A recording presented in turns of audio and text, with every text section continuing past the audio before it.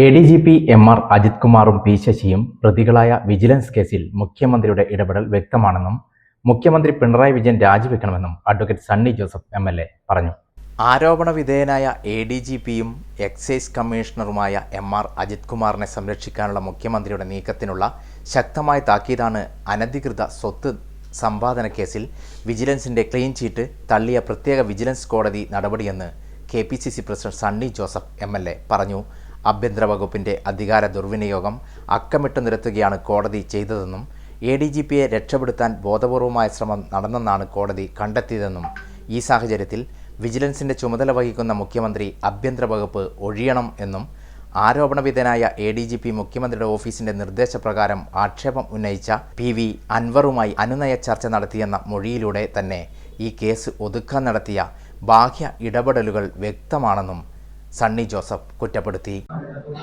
എ.ഡി.ജി.പി എം.ആർ. അജിത് കുമാർ ഒന്നാം പ്രതിയും മുഖ്യമന്ത്രിയുടെ പൊളിറ്റിക്കൽ സെക്രട്ടറി പി. ശശി രണ്ടാം പ്രതിയുമായിട്ടുള്ള വിജിലൻസ് കേസിൽ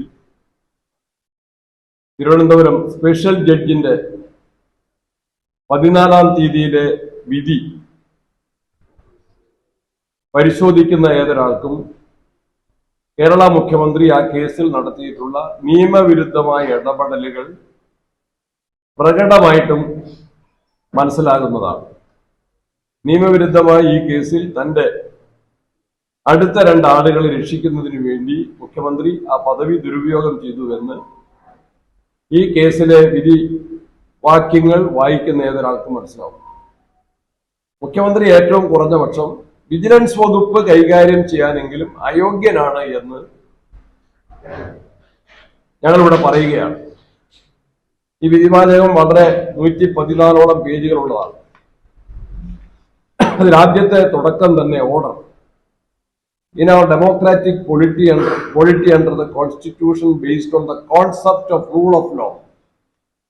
ഇന്ത്യയുടെ ഭരണ സംവിധാനം നിയമവാഴ്ചയിൽ അധിഷ്ഠിതമാണ്, which we have adopted and given to ourselves and which serve as an iota in the anatomy of our democratic system. The law is supreme.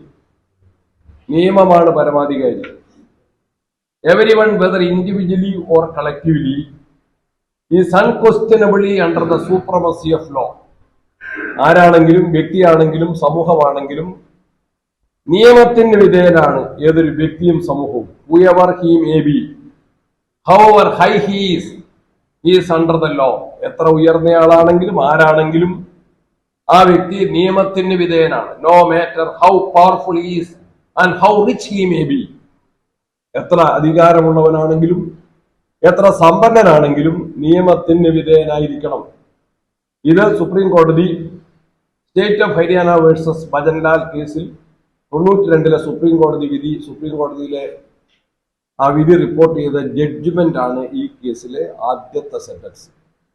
114 പേജുള്ള എം.ആർ. അജിത് കുമാർ, പി. ശശി പ്രതികളായിട്ടുള്ള കേസിലെ ആദ്യത്തെ വിജിലൻസ് കോടതിയുടെ ഫസ്റ്റ് സ്റ്റേറ്റ്മെന്റ് ആണ്. അതിലേക്ക് വരുമ്പോൾ ഈ കേസിന്റെ അന്വേഷണ റിപ്പോർട്ടിലെ പൊള്ളത്തരം അത് നിരവധിയായ സ്ഥലങ്ങളിൽ ആവർത്തിച്ചു പറഞ്ഞിട്ടുണ്ട്.